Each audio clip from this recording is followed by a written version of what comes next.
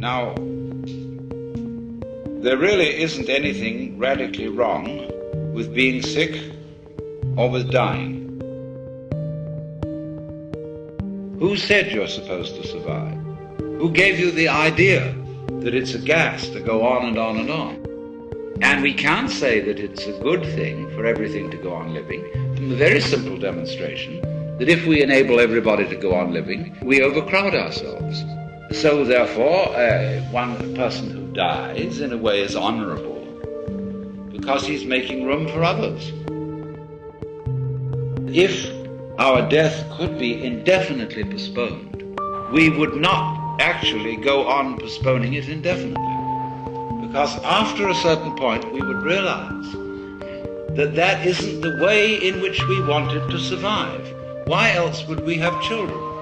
Because children arrange for us to survive in another way, by, as it were, passing on a torch, so that you don't have to carry it all the time. There comes a point where you can give it up and say, now you work. It's a far more amusing arrangement for nature to continue the process of life through different individuals than it is always with the same individual. Because as each new individual approaches life, life is renewed, and one remembers how fascinating the most ordinary everyday things are to a child. Because they see them all as marvelous, because they see them all in a way that is not related to survival and profit. And when we get to thinking of everything in terms of survival and profit value, as we do, then the shapes of scratches on the floor cease to have magic.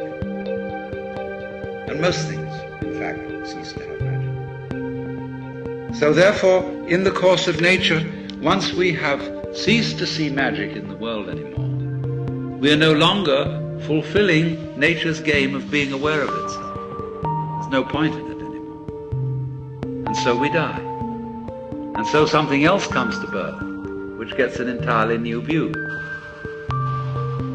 And so nature's self-awareness is a game worth the candle.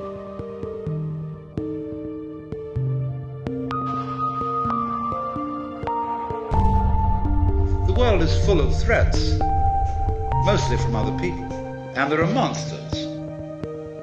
There are all sorts of things which scare you, but beyond every monster is death.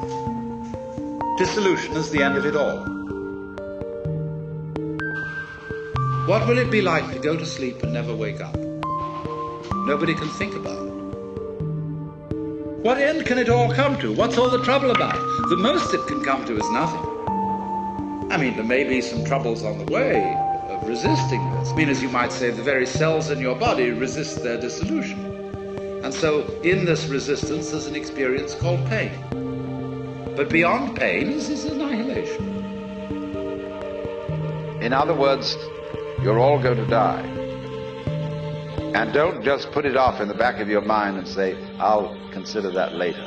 It's the most important thing to consider now, because it's going to enable you to let go and not defend yourself all the time. Waste all the energies in self-defense.